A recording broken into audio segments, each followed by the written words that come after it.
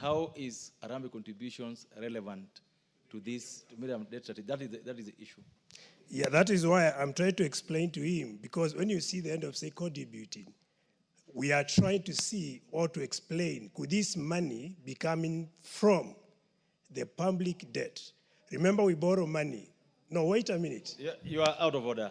On that, you're completely out of order. Please proceed and prosecute your point. Yes, what I was trying, the emphasis I was trying to put across, Mr. Speaker, and I think members need to listen to me carefully, because whatever we do is for generations to come, not for now. So when we talk of public debt management system, we need to use our money prudently, because why borrow money at the same time misuse the money? When I talk about budget, our budget is never itemized, for example, Mr. Speaker. And that is why accountability is required. When we talk of recommending public debt management system to be digitized, is to promote accountability and transparency on usage of money borrowed, that is public debt. Mr. Speaker, if you look at countries like Japan, the debt ratio to GDP stands at over 200%. The debt ratio to GDP of countries like the United States stand at 98%. Our debt ratio to GDP is at 68%. But the only challenge we have, the money that we borrow, we never use it prudently. And that is the point I'm trying to underscore to members and to the country at large. Mr. Speaker, as members just mentioned, if you look at IMF, they have put the threshold for borrowing money at 55%.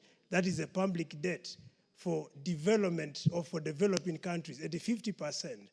But ours now, Mr. Speaker, we are recommending over 55%. And I think we need to be careful, Mr. Speaker, otherwise we are going to burden Kenyans with the debt, which will be extremely unacceptable, considering now the cost of living is above the roof, Mr. Speaker.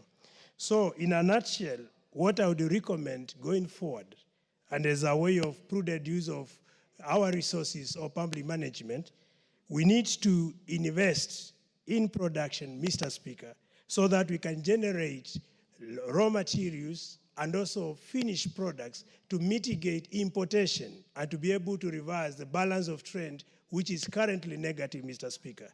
Importantly, Mr. Speaker, we need to have, a proper system within Treasury, like having one account within Treasury, so that we see no loopholes where our resources could actually disappear and cause to increased debt where the money is not accounted for and the Kenyans continue to feel the pinch, Mr. Speaker. So it's not that I'm trying to attack or dilute the discussion by making references to some of the accusations or where Kenyans would be agitated and say, for example, their resources is not prudent